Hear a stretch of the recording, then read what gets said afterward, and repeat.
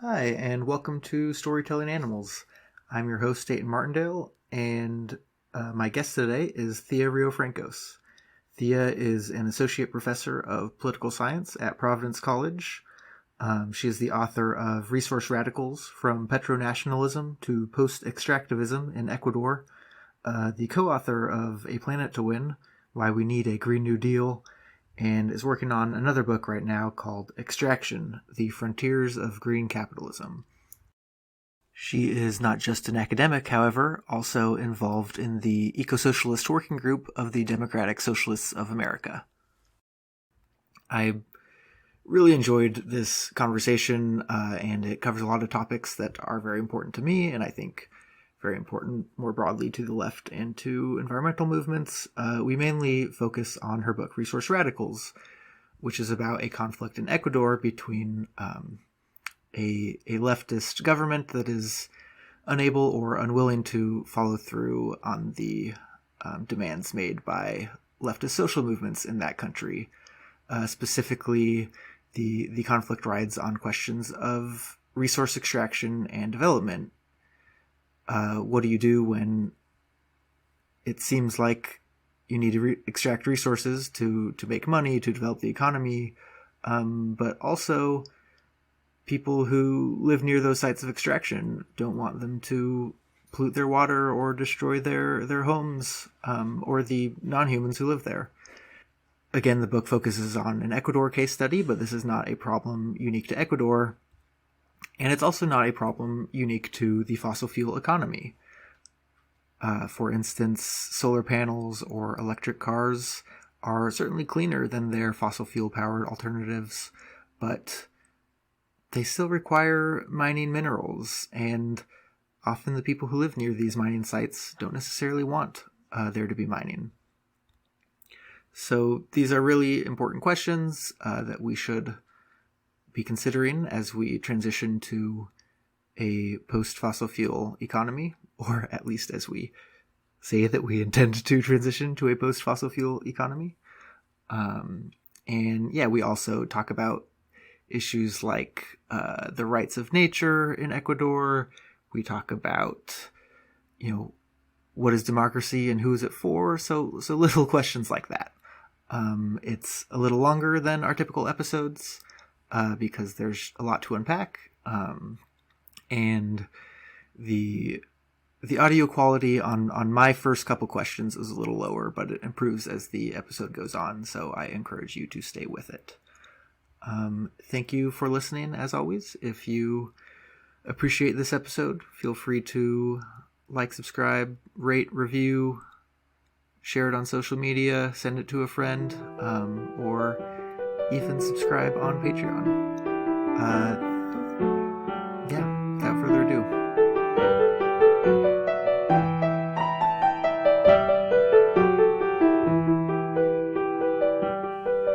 Hi, I'm here with Thea Riofrancos. Thank you so much for coming on Storytelling Animals. Thanks for inviting me.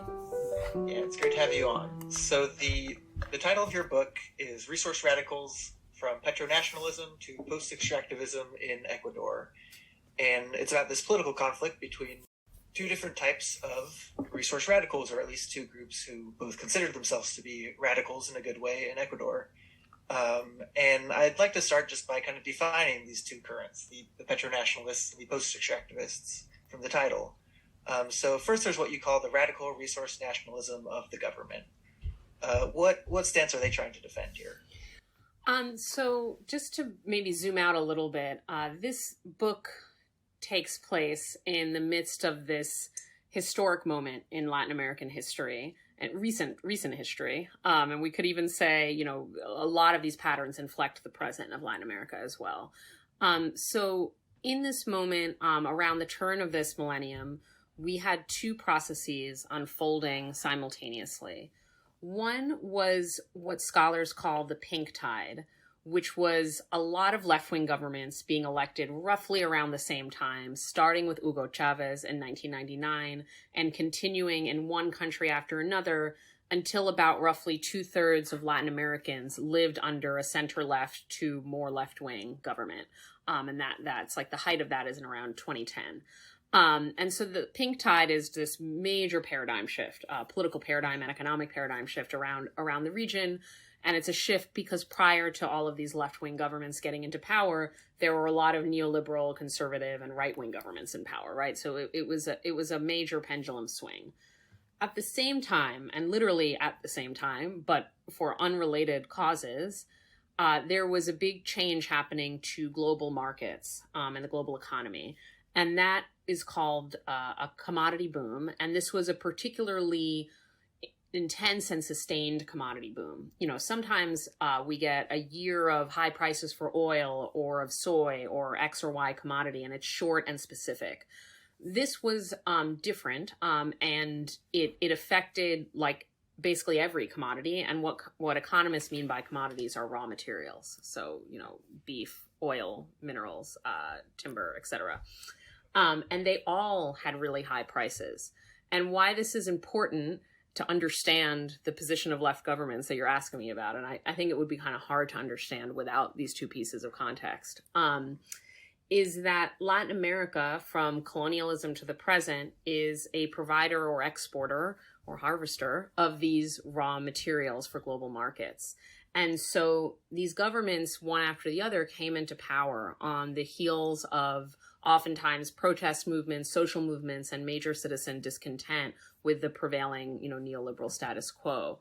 And they also, luckily, in an economic and political sense for them, you know, we'll get into this more, but luckily, we could say, to be simplistic, they came into power at a moment where the coffers of their, you know, state finances were like bursting open with revenues, royalties, taxes from all of these exports. So they had lots of money to spend, at least in relative terms for Latin America, on the very social programs and services that they had promised to expand in response to those social movements, right? So one of those governments that really exemplifies both of these kind of aspects of the historic moment is Rafael Correa, who governed Ecuador for a decade, from 2007 to 2017, and he reelected multiple times. And, you know, what he promised to do was not just in general to invest more in social services and public infrastructure and to inaugurate, you know, a sort of left-wing program that benefited working class and poor Ecuadorians, but to do so specifically by using those resource rents from oil and also from mining to benefit ordinary Ecuadorians rather than benefit foreign capitalists, you know, the profits of corporations, etc. And now to answer your question most directly, with that kind of context in place, the kind of ideological and communicative framing that Correa used to promote the use of oil and mining rents in order to address social and economic needs of the population was what I call, and many other scholars call, resource nationalism, right? And this has a long history in Latin America. And it's kind of obvious what it means from the words, but you know what this is a sort of idea that resources belong to the nation or the people, and they should be used for the nation or the people rather than to the benefit of, as I said, like foreign corporations or multinational corporations, or in the past colonizers, right, or you know, imperial projects. And you know, so what Correa did basically was draw on a long tradition of popular support for resource nationalism and put it into practice by using the dividends from oil and mineral exports to fund all of these social programs. Just one sort of final thing to make this, I think, to kind of close the loop a bit and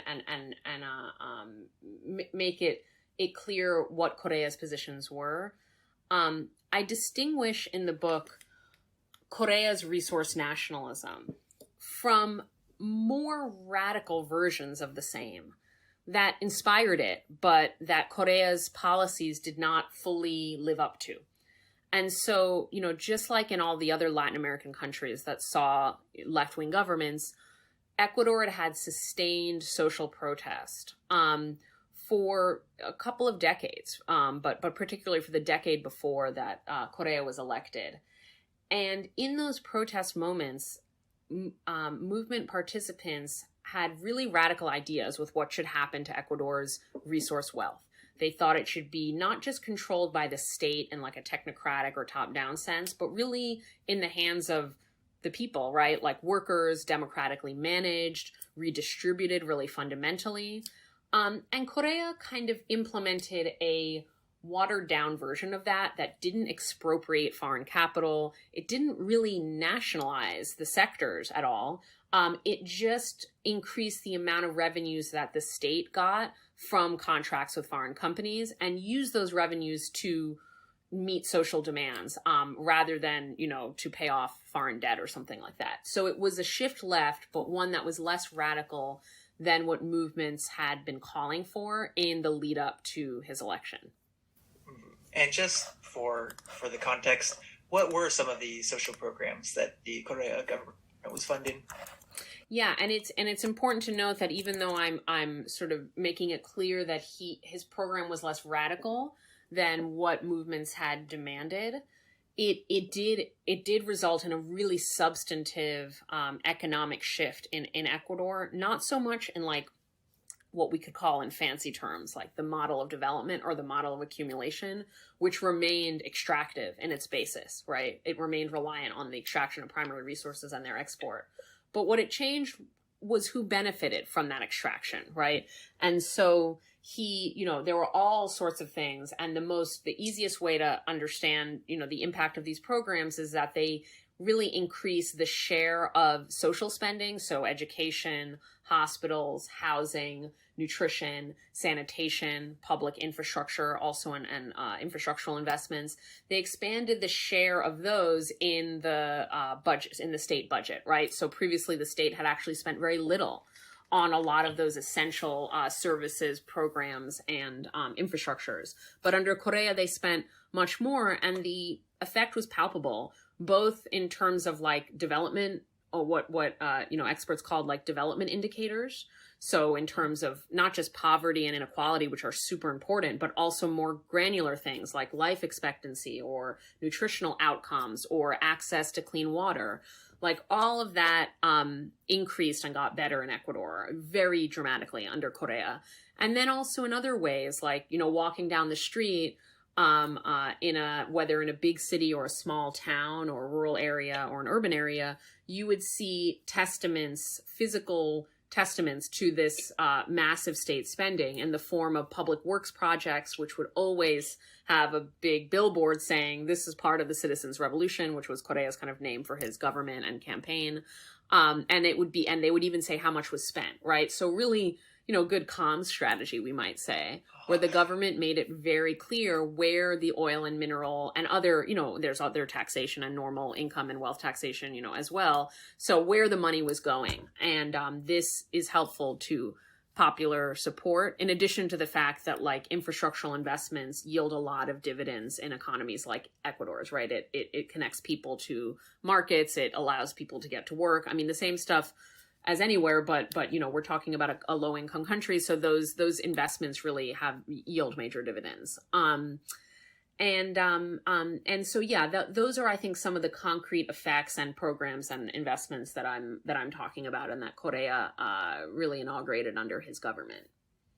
Yeah, I think it's important to keep that in mind, in part because I'm sort of instinctually much more sympathetic to the other side of the conflict you draw out in the book, which is these indigenous groups in Ecuador who are much more critical of any reliance on extraction, whether it be of oil or gold or whatever else. So how does this perspective and this movement come to be? And who makes up this coalition, and what's kind of their argument? Yeah, the sort of interesting twist of my book, if we want to call it that, but also what ends up being some of the tragedy of this moment that I diagnose and analyze, is that the origins of the radical form of resource nationalism, that sort of, grassroots demand for sovereignty and ownership and democratic control over subsurface resources like oil and minerals, the origins of that and the origins of militant opposition to all forms of extraction which I call anti-extractivism, and I call it that following the movement's own language. The origins of both of those seemingly opposed strands of leftist thought and praxis are the same. And the reason that they're the same is because groups shifted their position over time.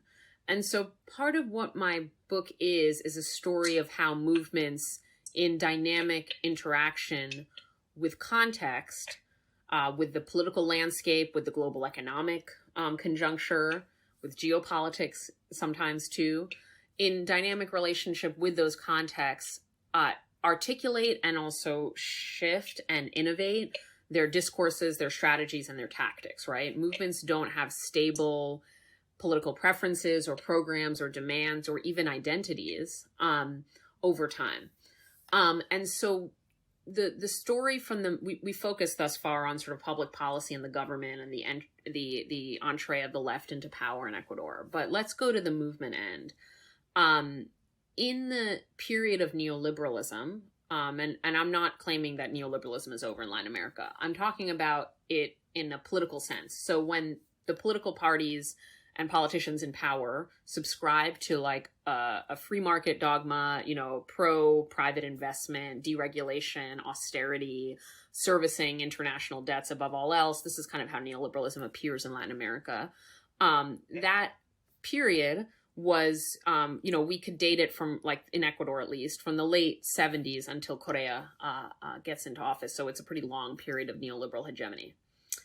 And in that moment, social movements begin to organize against these policies which harm working class, indigenous, poor people, and also Afro-Ecuadorians and, women. And, there are all sorts of populations that disproportionately pay the burden of neoliberal policies, similar to in the US, right? This is a global phenomenon. And those movements start to organize. And one of their demands, among several, is the one I've already mentioned, but I want to now, put it in its proper sort of movement history context. It's that demand that instead of Ecuador's oil wealth and mineral wealth, and also other, forms of natural wealth, like Ecuador is a major shrimp exporter, and, we could go, and other forms of agro exports, we could go down the list. Instead of those benefiting multinational or foreign capitalists, they should not only benefit the Ecuadorian people, but be like democratically managed by them, a really transformative vision for changing the bases of the economy. So that was a demand that multiple movements subscribed to. And in fact, what's remarkable about this moment is its broad coalitional quality, right? So again, from the maybe late 80s or early 90s, when protest really takes off against neoliberalism. And one key date is like in 1990, there was the first massive national indigenous uprising, right? So we had the participation of, at that point, recently formed indigenous federations that were national in scope, but went all the way down to the base community and had mediating kind of regional layers. So very coherently and territorially organized indigenous movements. We also had labor movements. We had movements representing urban poor people. So not necessarily through the workplace, but through kind of neighborhood networks. We had all sorts of movements that in Latin America are often referred to as like the popular sectors. And that just means like anyone who's not an elite, right? So this is in class terms and often in ethnic and or racial terms too. And those movements shared a program and a set of demands because their enemy was very clear. It was the neoliberal elite that had imposed policies that hurt them all, even if they got hurt in different ways. Even if like an indigenous community versus like a mestizo worker in a city might experience the brunt of neoliberalism in different specific ways, they all had a shared enemy. And that's helpful for broad movement organizing, right, as we know. And then what happened, right? So how do we get from there to anti-extractivism? Correa gets into power, not as a leader that it organically came up through those movements, right? So that distinguishes him from, for example, Evo Morales or Lula da Silva, who are other leftists in Bolivia and Brazil, respectively, whose own trajectories were intertwined with the social mobilizations against neoliberalism. Correa is different. He's a left-wing economist. He's a heterodox economist. His PhD is from the US. He's from a comfortable middle-class background. And he comes to leftism through, you know, a kind of intellectual orientation, right? That might not be unfamiliar to folks who are listening, that got politicized, like through reading a book or thinking or being in class or whatever. And so Correa doesn't have an organic tie to any of these movements, but he's an extremely adept politician, right? We're going to criticize him at various moments of this podcast, but you know, I think it can't be denied that he's an extremely skillful politician, as were actually many of the original Pink Tide leaders. And so he's not a movement participant or leader or union organizer, but he gets it. He understands where the people are at, so to speak, and where the energy is and where the base is. And he's intellectually sympathetic. So he implements programs that these movements had called for, except, as I said, in a watered down, less radical, you know, no expropriation of foreign capital kind of way. And what is very interesting, though, is that in that exact conjuncture of Correa coming into office and then starting to implement his programs, that sort of really broad left coalition that existed during the neoliberal moment and existed in part as a response and as a protest against that moment, right? Began to fracture and fragment and also shift its position. So I think that this speaks to, just to ground it in things listeners may already be familiar with, I think this just speaks to more generally the challenges of coming to power for leftists, right? There's a challenge of getting into power, which is everything stacked against you. But there's also a challenge once you're in power, and often that challenge manifests as coalitions breaking down, or what was a shared struggle becoming something that is a site of internal conflict. And the site of internal conflict among the left in Ecuador in the early years of Correa's government was resource extraction and indigenous rights, which are interconnected, and we'll probably talk about that more later in the program. But because there was this major commodity boom that I mentioned, and because Correa explicitly wanted to, you know, ride that boom and channel it to social investment, Correa's government did not see any kind of transition away from extractivism. There was talk of it in his government, and I am attentive to that, but overall, that's not what occurred. And so what you had was a doubling down of extractivism, or what movements began to call extractivism, which is this, you know, deeply extractive form of capitalism. At the same time that a lot of left demands were being met in a mix of rhetoric and policy.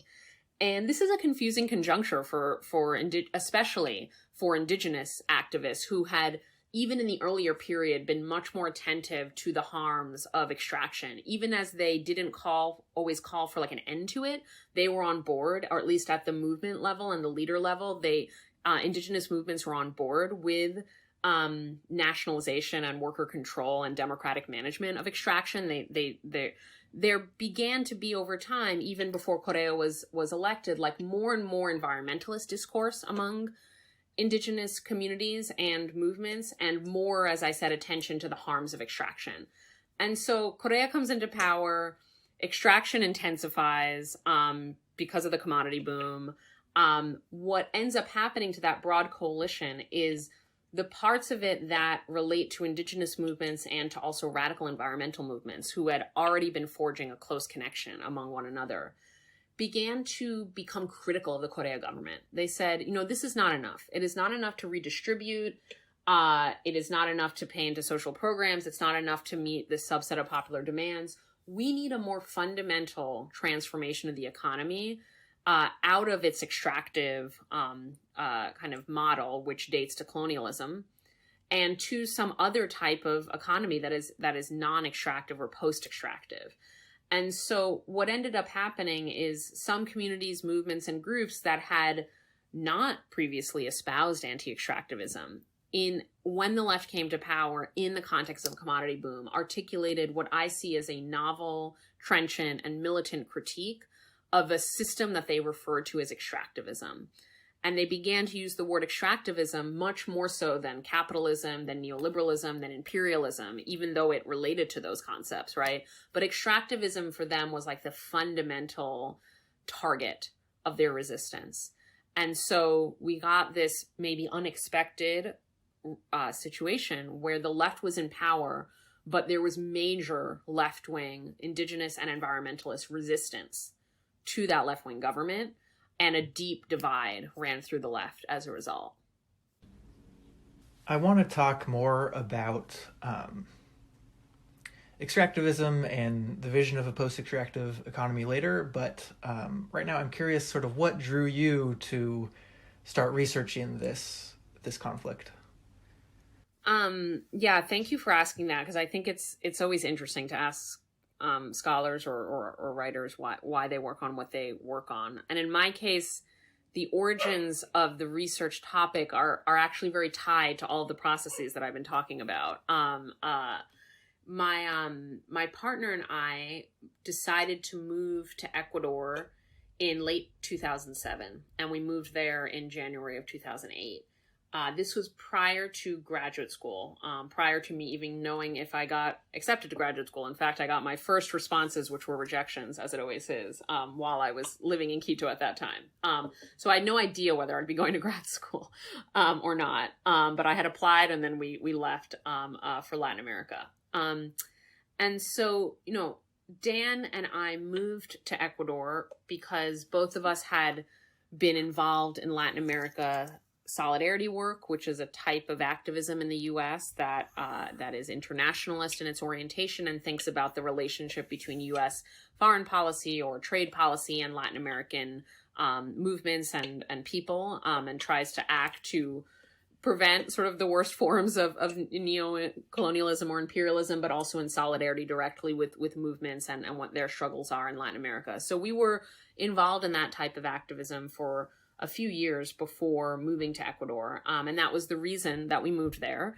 In addition to the fact that we were very curious to kind of witness more firsthand and in a more sustained way, a Latin American country undergoing this left-wing transformation, right? So Correa had been recently elected. And both Dan and I had spent time in Venezuela and in Bolivia and in places, that also had left-wing governments. So we were just kind of interested in the general phenomena. We get there, and not long after we arrive, so this is in 2008, this is also in the midst of when Ecuador is starting to, or a little bit before, it is in the midst, I'm sorry about that, I was just thinking about dates. So this is right in the midst of Ecuador rewriting its constitution, which is important to mention because for a few reasons, and it'll help me answer your question of why I decided to write this. One is that a new constitution was a key demand of Ecuadorian social movements. And this was a really important way that Correa honored his democratic mandate. Like, he was elected in part because he campaigned saying, I will kind of set up a constitutional assembly that will be elected by popular vote. There'll be a rewriting of the constitution, etc. And I'll just flag for listeners that are familiar with kind of what's going on in Latin America that Chile right now is rewriting its constitution, right? So, and so have other countries in the recent decade. And so rewriting constitutions is a common demand of movements in Latin America. So that was happening at the time. From the United States. I know. It's totally, it's amazing what doing research in Latin America on these topics does to make you think it's extremely weird how attached Americans are to their constitution. I mean, so much so that it's not even an active attachment. It's like just a background common sense that it would be kind of crazy to suggest we have a totally new constitution. But in Latin America, as elsewhere in the world, it is more common to rewrite constitutions. And those can be, and have been recently in Latin America, very democratic participatory processes. We could nitpick case by case, but overall, they have seen a lot of movement participation, a lot of civil society kind of scrutiny and participation. And so they are really interesting moments. So this was unfolding while we were there. The reason it helps me answer your question, other than, sort of providing some additional context to what was going on and how momentous it felt, which was what drew us to Ecuador, in addition to how also beautiful the landscapes and different regions of the country are, which was another motivation, is that in that constitutional assembly, as I recount a bit in a couple of the chapters of my book, these fissures between different left understandings and critiques and proposals for extraction and for indigenous rights and sovereignty began to become salient, like these arguments and debates, even within Correa's own party, because Correa is what his initial government in power, like his party and ministers and everything, are emblematic of that broad left coalition that included indigenous activists, included people that would later become like militant anti-extractive environmentalists, right? So there was a broader tent that narrowed over time. But at this moment, we still have those people, some of them in government and in this constituent assembly. But then there's other parts of Correa's party that have are more okay with extraction and think of it as like a good engine of development, right? So these arguments were happening in real time, inflected by movement, activity, and mobilization and demands that were targeting the Constituent Assembly. And I began to realize very quickly, just from reading the daily news and talking to activists in Ecuador, that that this was going to be a point of conflict within the left in Ecuador. That the Correa government would most likely be riven to a greater or lesser degree by the question of what to do with extraction, with the model of economic development, and with indigenous rights, especially in the territories where valuable subsurface resources exist. And it turned out I was correct. I mean, that hypothesis was correct, and it actually became even more divisive, conflictual, and in ways that I would even describe as tragic, as I mentioned earlier, in terms of how deeply it divided the left. It became even more the case than I would have predicted, right? So I, years later, then went back to do dissertation field work, and then continued, and then wrote a book based on that. But it was sort of witnessing the beginnings of a process that my political intuition told me was going to be a meaningful one.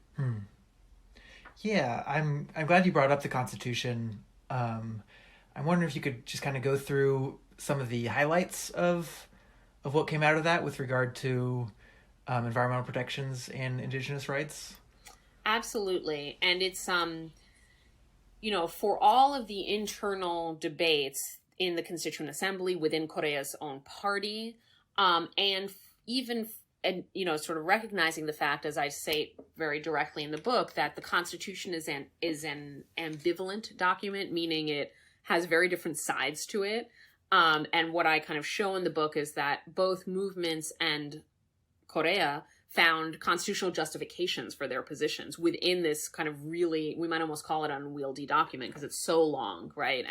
And so many different political forces are kind of represented in it.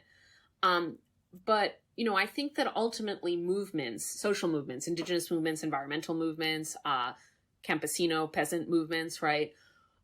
Movements that were opposing extraction or demanding some fundamental change to Ecuador's political economy, those movements, they marshaled the Constitution in defense of their political projects, even more than the government did, much more so, which is a little surprising and interesting that like the Constitution became like this popular living document because movements and activists constantly referenced it. Whereas in my interviews with bureaucrats or elected officials or, folks in the Correa government, it was less common for people to reference it, even though it was like this foundational document of their own government, right? And the reason for that is that the resulting constitution is an extremely progressive constitution on environmental grounds and in the realm of collective rights, including indigenous and rights also of racial minorities in Ecuador. It is the first and thus far only constitution in the world to recognize the rights of nature. In fact, it's considered like a major innovation of the Ecuadorian constitution and a major contribution to legal thought. There are other countries that, like Bolivia, that recognize the rights of nature, but not in the Constitution itself, like in ordinary law. The Chilean Constitutional Assembly unfolding right now, there's a major push there to recognize the rights of nature. So we'll see how this gets applied in other places. But just quickly to interrupt. Sure, please. What does the rights of nature mean? Yeah. So the rights of nature is what's innovative about it, and it might even just sound confusing because we're not used to thinking of nature of having rights, is that it expands right holding and all of the kind of resultant political processes, like being able to defend your rights, like in a court, or stop processes that might infringe on your rights, etc. It extends all of that to nature. with the sort of twist that humans are the ones that walk into a courtroom and defend nature's rights on nature's behalf. But nature is the right holder. And so what this means is that, as written in the Constitution, for example, ecosystems have a right to regenerate themselves, right? That anything, whether it's an economic activity or a public policy that infringes on the regeneration of ecosystems, could be grounds for stopping that project or policy or activity, for modifying it, or for at least temporarily stalling it while a decision is reached in court.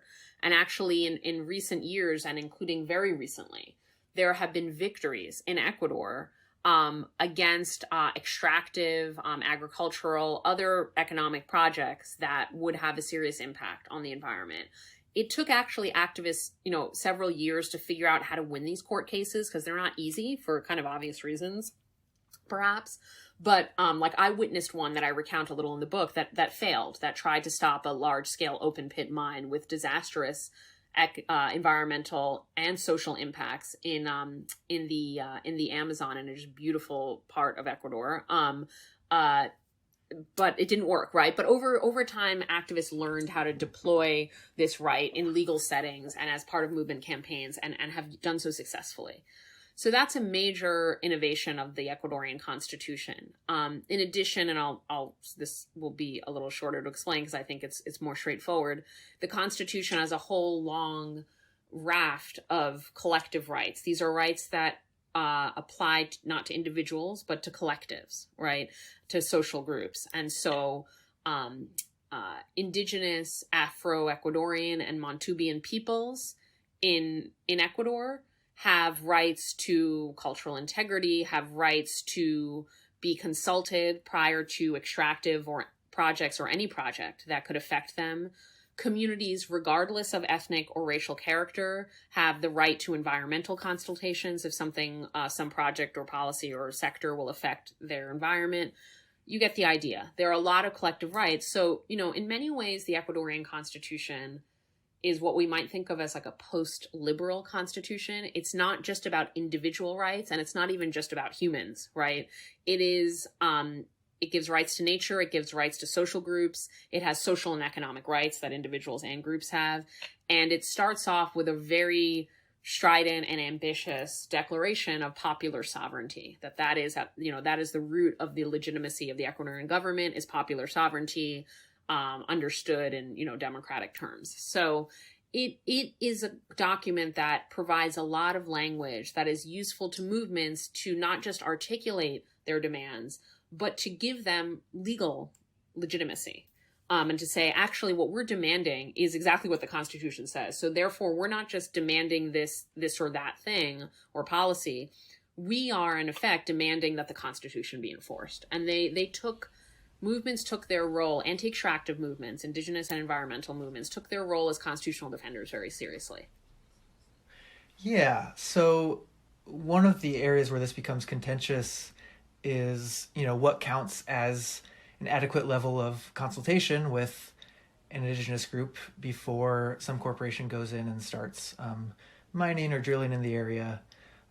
One of the things that really stuck out to me is, consultation from the corporation's perspective and sometimes from the government's perspective means you go in, you give them the technical and scientific information that says, don't worry, this is safe. And if that community pushes back in any way, that just means they're kind of not understanding the science, versus more from the anti-extractivist perspective, they're saying, no, that doesn't count as consultation. You actually have to listen to what we say. Can you talk a little more about those two visions of consultation? Absolutely. And I'm glad you asked it to me, because I didn't really know this when I was doing my research. I kind of learned it maybe even more like after the book was written. But this informational, technocratic, and like very superficial interpretation of the right to prior consultation is very common. Corporations do this everywhere where they need to quote unquote consult people, local people that are affected by their projects. They tend to do exactly what you just described, right? So what I saw in Ecuador is part of like a global pattern. And so it has a little broader relevance than it might seem to. And let me just zoom out a little bit and explain what consultation is. And then I'll get into this kind of dispute over how to actually implement it between corporations and communities. So the right to free, so the full phrase is free, prior, and informed consultation. Or, and this, you can immediately see why this is politically contentious, or consent, right? And some versions of this right talk about both consultation and consent in a sort of slippery way. So just to note, for those not familiar, prior consultation and prior consent are international legal norms that Ecuador subscribes to in the form of being party to conventions and declarations from the UN, from the ILO, etc., that set out these rights. And many other Latin American countries are also party to these. And what these international norms require is that specifically for indigenous people, when their territory will be affected, their territory or environment will be affected by anything, a project, a policy, but what one will see is that extractive projects are often highlighted as a particular source of harm, right? So when they'll be affected by a project, a policy, and usually it's something extractive in nature, they have a right to be consulted by, sometimes it's kind of left a little ambiguous, and that the goal, however, and this is how the international norms are written, should be to obtain their consent. And that squishiness, that sort of like interpretive ambiguity, like, is the goal to just consult people, which could be really watered down to just like a notice on their door saying, by the way, we're going to do this thing, let us know if you have an issue. Or is the goal like really substantive consent, which means like you have to ask people, yes or no, is this okay? And if they say no, it ought to be an obstacle in some way, legal, administrative, whatever. It should be some kind of obstacle to the project moving forward. And in that ambiguity, we see a lot of under-enforcement and superficial enforcement of what could be a really transformative right that gives indigenous communities, in this case, though, as I mentioned briefly earlier, in Ecuador, non-indigenous communities also have this right to environmental consultations. Anyway, it could give local communities real leverage, potentially, deciding the fate of extractive projects. And that leverage was precisely what Correa and the most pro-mining and pro-oil actors in his government wanted to avoid. And so this fight over what consultation means begins in the Constitutional Convention, the Constitutional Assembly. And it begins with an argument including between members of Correa's own party over whether the right should be written as consultation or consent. And the argument against consent was that it would give local communities and, quote, particular interests and minority groups, these are kind of in quotes, but you get the sort of allusion to indigenous people or racial or ethnic minorities. It would give them veto power over projects that are in the, quote, national interest. And so that view prevailed. So there is a right to prior consultation, and I want to recognize it. It's important. It was an outcome of indigenous struggle, but it wasn't a right to prior consent, which was the more radical thing that movements were demanding. And so already there's a compromise in the Constitution. And then this compromise gets further kind of compromised in practice, which is that I'm not sure I would fully call what the government and hand in hand with corporations who play major roles in these like quote unquote consultation processes, because they have all of the information on their project, the potential environmental impacts, etc. I don't know that I'd really even call them consultations. I call them, and actually this is even the language of the government and corporations, I call them like information sessions. And the goal is really to inform people of already decided upon projects in advance of the project occurring, but not with much room for changing or stopping the project.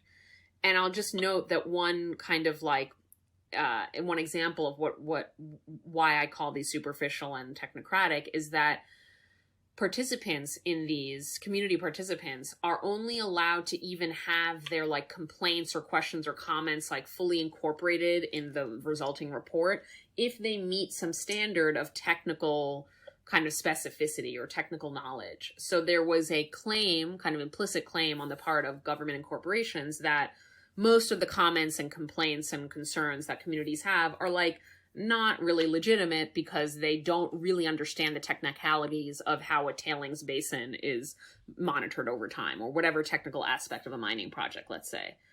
But what you see when you kind of delve into these reports and the proceedings of these information sessions is that systematically community concerns are sidelined, are given weak responses, are just really not addressed in a substantive way. And the project moves forward and only doesn't if communities resort to other means of resistance, right? Within that information session setting, there really aren't tools or veto power possibilities for communities, but they can, in effect, veto projects, and this has happened in Ecuador, by using forms of direct action resistance strategies, and also, interestingly, by organizing their own consultations that are more democratic in nature, or at least according to communities' perception of democracy. And so sometimes side by side with the state information sessions or the corporate information sessions, communities self-organized consultations where they actually allow themselves to vote and actually say, no, we don't want this. And that, in and of itself will not stop a project, but it is part of a broader process of resistance that if it includes direct action, blockades, the election of an anti-mining, city councilman, whatever, all of these different tactics that movements use, if it's part of a multifaceted strategy, we've seen projects completely stall out in Ecuador, extractive projects, while others move forward, right? So it's always context dependent. But yeah, this sort of battle over who the people are, who gets to decide, are projects in the national interest? Are they in the local interest? All of this got kind of contested on this terrain of democracy, really, of who rules and who's in charge and who gets to have a say. Yeah, so let's talk about democracy, because I think the government's democratic claim is maybe one that's more familiar to those of us who live in a representative democracy like the United States, where they're saying we were democratically elected, we're trying to benefit the whole country with this money we make from oil. It's anti-democratic for a minority to try to block this project that is going to help the majority. But the indigenous groups and the anti-extractivists kind of say this is a simplistic version of democracy and it means something different to them. So can you kind of spell out more, I know you touched on it earlier, but spell out more the nature of the democratic claim that they're making? Sure. And I want to do my best to kind of present each of these versions of democracy as having some legitimacy to them. And I think, it's the way in which they got counterposed that became problematic actually for both sides of the issue, of the divide, let's say. But I'll come to that at the end of my answer. So yes, you're absolutely right that the Korea government's version of democracy is one that's very familiar, kind of textbook, we might call it, and also, again, has its own kind of sense of legitimacy. And I think that, many would recognize it as the legitimate form of democracy, which is representative democracy that takes place through elections, the competition of political parties, and that, this sort of deeper sense, though, too, that like the left can and should come to power through majority rule.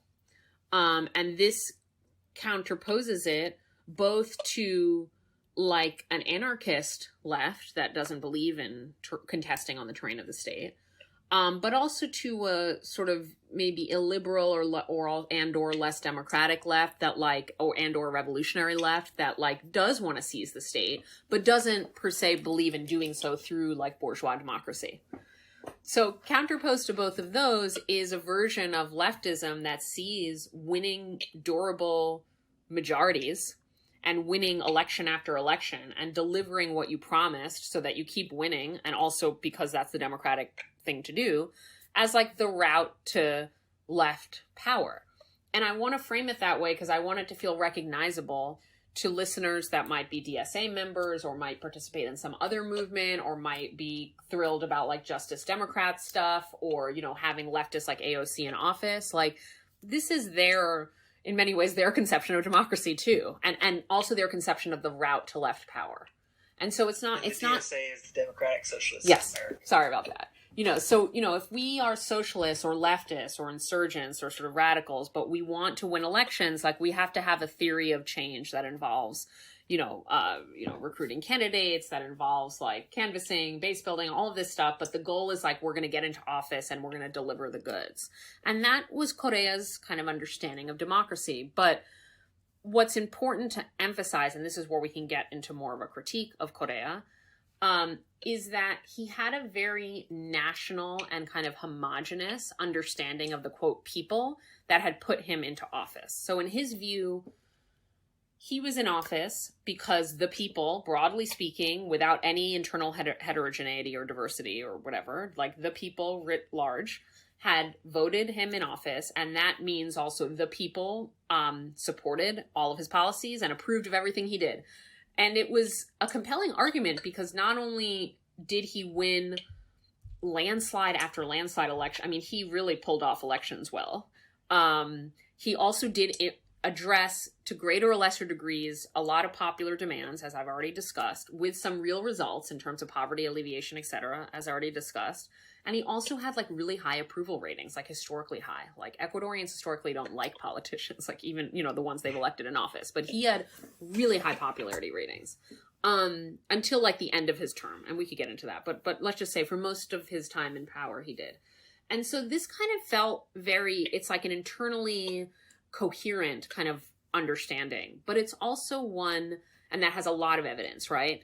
But it's also one that really papers over a few different things. One is internal diversity, heterogeneity, and also inequality within the, quote, people. And I think this is most salient when we talk about the historic oppression and super exploitation, dispossession, and marginalization. And those are all kind of distinct harms. So I want to name all of them, of indigenous people in Ecuador and in Latin America and in the Americas, right, in general.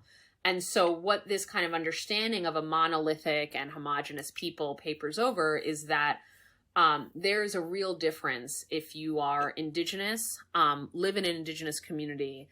There's a difference in how the political and economic and social system treats you, but there also, more positively, a difference potentially, and in many cases actually, a difference in how your community relates to the land, what types of livelihoods and also cultural practices are common, right? So so first is we paper over difference in a way that can reproduce inequality by not kind of addressing the historic harm and contemporary harm visited on indigenous people.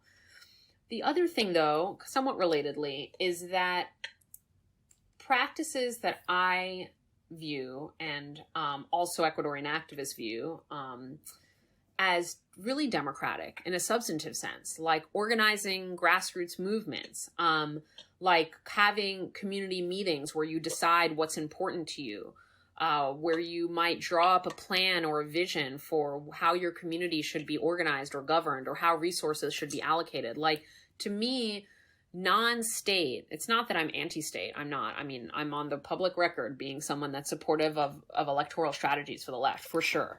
But I don't think those electoral strategies or electoral democracy exhausts democracy.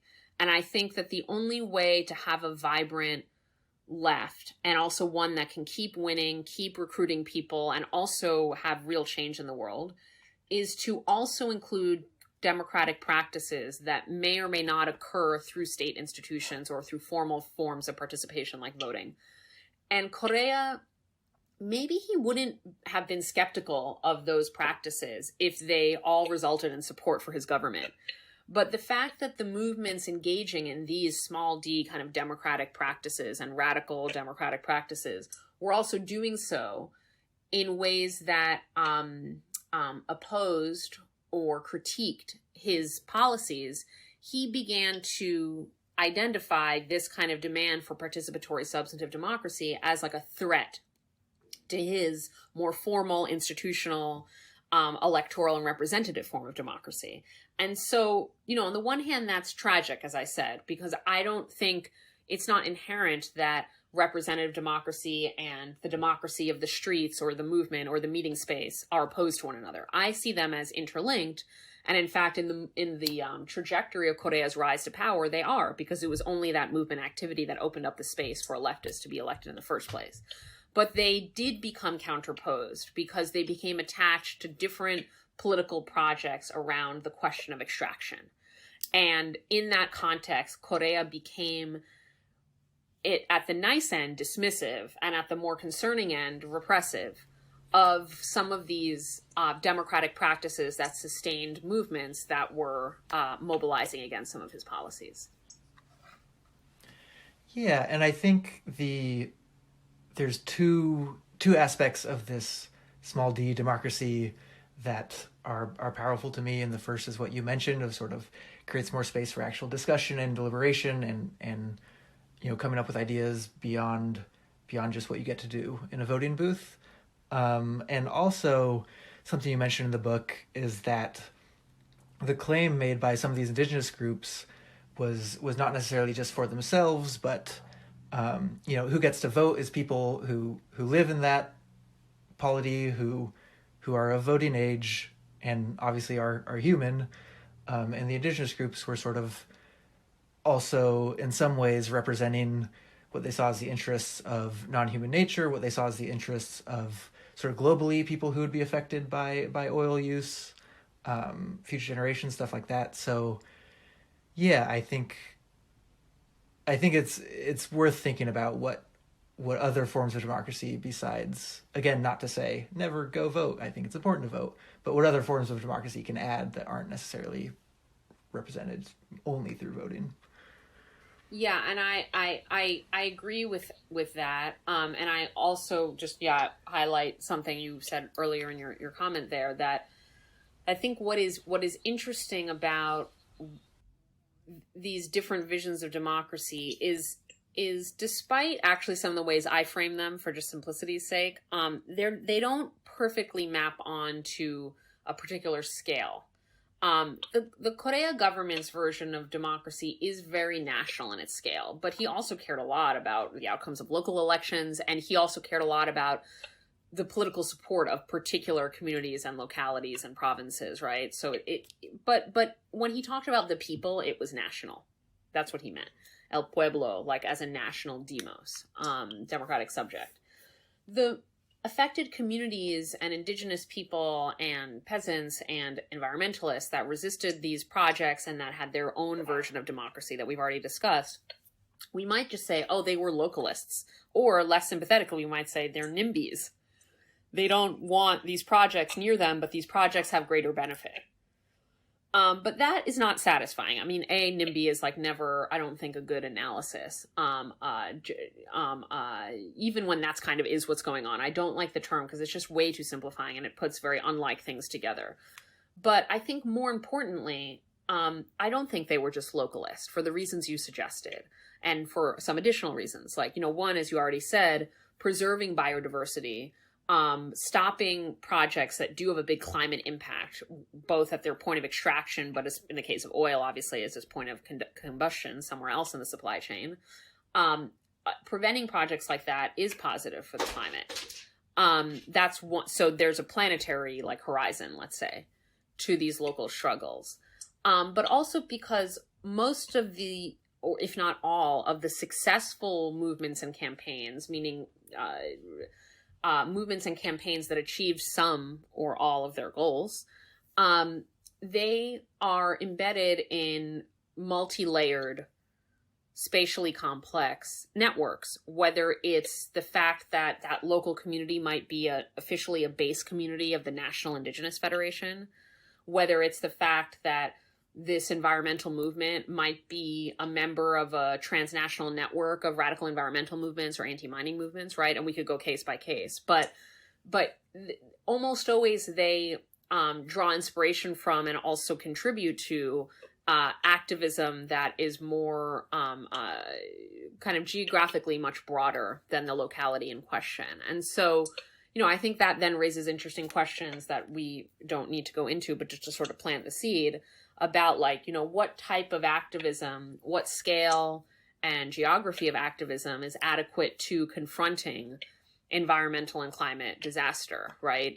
Is it about local movements that experience the most direct impacts, or local communities, frontline communities often called? Is it about how those frontline communities are embedded in multi-scalar networks? Is it about a global movement, of coordinated action, like the student strike stuff? And so all of these are options, and they also overlap with one another. But I think the nature of environmental and climate harm is such that it admits of both local, national, and also global scales of action. But, how those are precisely combined, I think, is important to understanding the success of different movements. Yeah, and I think that sort of global climate and environmental impact is part of what makes it, I think, easy for me, at least as a leftist and an environmentalist in the United States, to really side with this anti-extraction movement, because more oil is bad in so many ways, and also obviously seeking to support indigenous groups. But I understand you're working on a book now about an issue that, in some ways anyway, is a bit thornier, which is lithium mining, which lithium is used among other places in batteries for electric vehicles. So can you tell us a little more about what drew you to look at lithium? I can, and I think it's just, I was saying this in a different interview recently, but I'll just kind of mention it now, which is that I am interested in the topic of extraction for the left in general, and I think it just poses a lot of challenges. I think in the context of Ecuador, what's challenging about extraction, and this is really worth saying, and I didn't have an earlier opportunity to mention it, so I will now. What's challenging and why it's divisive on the left and also so salient and kind of contentious is that there are just limited options at the scale of Ecuador to undergo a social, ecological, economic transformation that would render Ecuador non-dependent anymore on the extraction and export of primary resources. It's hard to imagine that because Ecuador, like so many countries in the global south, is trapped in a global hierarchy, in relations of debt, in unequal economic and ecological exchange. And I'm just throwing all these wonky terms out there, but folks can look them up and get a sense of what I mean. But I just want to sort of dramatize that Ecuador doesn't freely make choices without constraints about how to, the Ecuadorian government, let's say, about how to govern the economy or about what sectors or how much capital or how to allocate this or that. It is just deeply constrained in so many ways. And so part of the tragedy of this divide on the left is that is that constraint, right? But also part of what produced the divide, I think, were that the government, again, went for the option that is most obvious, which is continuing with extraction or extractivism, while movements increasingly radicalized against it. So that's the challenge of extraction for the left on the peripheries of the global economy. There's another challenge of extraction for the left everywhere, not just on the world's peripheries, but also importantly there, which is the challenge of the relationship between extraction and renewable energy. And so we know that in order to rapidly address climate change at the scale that the crisis requires, we need to quickly and hopefully justly and equitably transition to a renewable energy system out and leave fossil fuels in the ground. So this is the key demand of climate justice movements everywhere. Leave it in the ground, transition to renewable energy, but it needs to be a just transition, right? So that's the kind of, this is familiar to Green New Deal, all sorts of environmental, climate justice, social movements around the world. This sort of one issue, I should say. There are many challenges of the transition and how it's playing out. So I don't want to say that this is the issue, but I think a very interesting one is to look at, well, how is a renewable energy system actually built? How do you electrify vast sectors of the economy, connect those electrified sectors to a renewable energy grid, store renewable energy, which is intermittent, travel via renewable energy, regardless of the mode of travel, right? How do you actually get the whole system, the whole economy, right, beyond the energy sector, the entire economy to run on renewables so that there's zero emissions?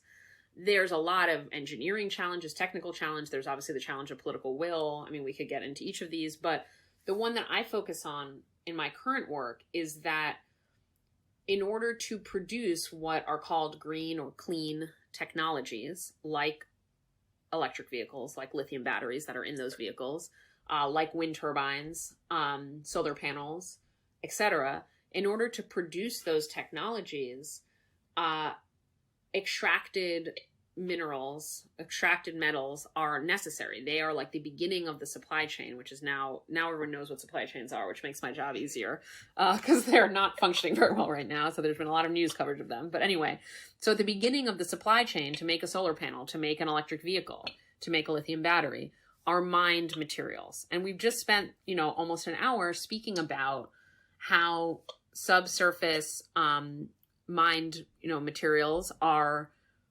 can be sites of major social and political conflict, have major forms of social and environmental harm, are also potentially very lucrative for corporations, can sometimes be key revenue streams for states, right? And so we get the idea as to why they can be conflictual, high stakes, strategic.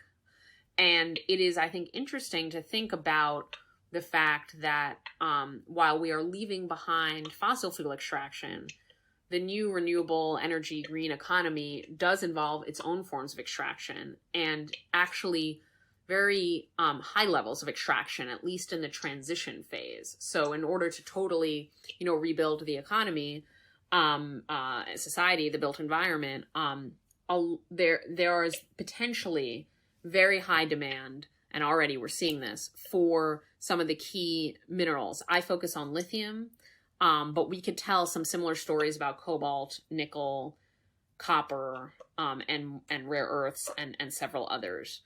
And I think, this is something that climate justice and environmental justice and indigenous justice activists around the world are confronting and thinking about at the same time that states and corporations and like sort of geopolitical, relationships are being kind of reformed and reshaped also. So it's a really wide open kind of terrain where a lot of different groups and actors and states and firms have different interests and are kind of vying for different, visions of transformation on the sides of movement and forms of control and domination and extraction on the sides of states and firms. And so that's what I'm looking at through the lens of lithium. And I'll just note one thing, because I could say we could do a whole other podcast on that. So I'm not going to go everywhere but I want to just mention one thing because I think it relates to a few things we've already talked about, or kind of actually what we were just talking about, which is that one of the interesting things about the lithium sector right now, lithium, by the way, is a key ingredient in lithium batteries. Those are the rechargeable batteries in your laptop, but also in an EV and also used for grid storage. And lithium is thus far like a non-substitutable ingredient in those batteries. So it's like really in the eyes of states and firms that are thinking about the green transition and how to secure their supply chains. And, so lithium, very, quote, strategic or critical mineral. And what's interesting about this, about the lithium sector and about the politics of it and the movements around it, is that while, historically and to the present, there are particular places in the world that where lithium is extracted. And a couple of them are in Latin America, which is why I started researching it. And Chile is a big lithium producer in particular. Despite the fact that there's, some places are producing lithium and many other places are not, that is likely to change because global North governments, the US and Europe, are really interested in what is called onshoring, which just means like bringing a sector to your shores, right, to your territory, in onshoring lithium extraction. The US has one lithium mine in operation. Europe has like a few in operation. But they want many more. And what this is doing, and this is like a nice, maybe full circle a little bit with what we were talking about the sort of scale and geography of activism. What this is doing is globalizing protest against lithium, right? For the past decade or so, most protest against lithium mining, because it also has environmental, social harms like any kind of mining does, has a lot of it's just been in Chile primarily. There are other places lithium is extracted, but it's been the most contentious in Chile, which is why I went there first to study it. But now there's been protests everywhere that there's new lithium projects. There's really intense protests right now in the US around planned lithium projects in Nevada. There was such intense protest in Serbia that a contract was canceled just recently, a couple weeks ago. So there's major protest. It is transnationally coordinated, not saying that it's like planned in a central room of activists, but that activists from these different places are in the same meeting spaces, coalitional spaces. They share ideas. They learn from one another. It is like very internationalist, but also firmly rooted in place because the lithium mine affects a particular community, particular sets of livelihoods, etc. That gives it a really interesting kind of spatial and multiscalar character that builds on prior waves of anti-extractive protests, like importantly the ones that I talk about in Ecuador, which were part of a broader, kind of set of movements in Latin America. But it's even more global in some ways than those. But it builds on them. So it sort of builds on some of the processes I talk about in my book, but in Resource Radicals, but is sort of oriented to the new green economy, contesting its extractive foundations, and envisioning a less extractive version of the energy transition, and what that might look like. Yeah, so what might that look like? You co-authored a book called The Planet to Win semi-recently as well, and one of the issues that raises is, we can build out mass transit and, increase density and walkability and bikeability of cities and pretty significantly potentially decrease the reliance on cars of any type, including electric vehicles, which would at least reduce demand for batteries, but it doesn't eliminate, electric buses still use batteries, laptops, as you mentioned, use them. There's, what does, when we talk about movements for post-extractivism, can you imagine a world that is beyond extraction? What does that look like? How do we think about that in terms of the transition we're in now? So that's a really interesting point that you landed on at the end of your question, which is like, is it possible to have a world without extraction? I think it's important to have some daylight or space between what we might call extractivism and extraction.